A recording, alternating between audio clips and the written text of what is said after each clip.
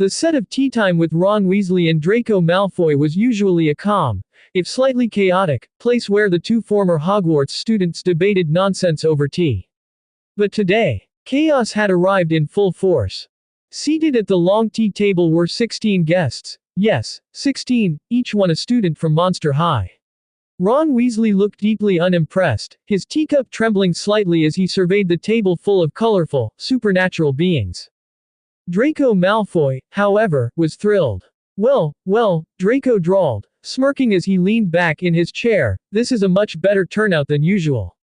Draco, Ron hissed, why are there so many of them? We barely have enough tea for us, let alone a football team of monsters. Stacie Roberts sipped her tea politely.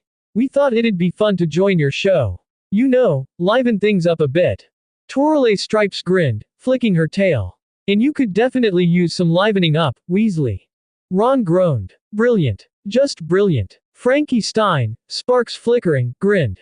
This place is shocking. I love it. Draculaura fluttered her bat wings excitedly. I've never been to a wizard's tea party before. Do you have blood tea?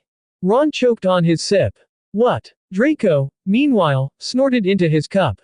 Oh, I like you lot.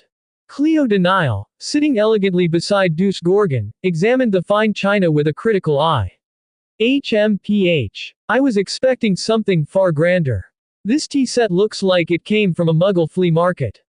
Ron turned red. It didn't. Deuce nudged Cleo. Babe, maybe ease up. Cleo tossed her hair. I'm just stating facts. Catty Noir sipped her tea gracefully. I think it's charming. And the acoustics in here are perfect. Abby Abominable sniffed her cup. Tea is warm. I prefer ice. She tapped the cup, and the tea froze solid. Ron's eye twitched. That's not how tea works. Draco laughed outright. Oh, this is delightful. Weasley, you should invite guests more often.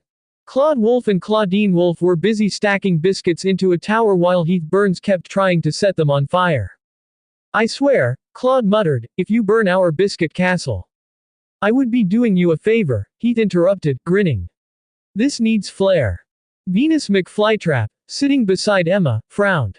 You do realize wheat production harms the environment, right? Emma, the Down syndrome Barbie doll, tapped her chin. Maybe we can make a healthier version with oat flour.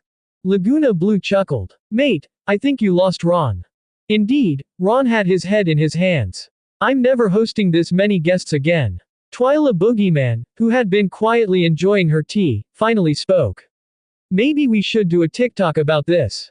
Frankie gasped. Yes. Monster High meets Wizarding World. Ron groaned as Draco applauded. Make sure to get my best angles, Draco smirked. As the Monster High crew pulled out their phones and started recording, Ron sighed in defeat. Worst tea party ever.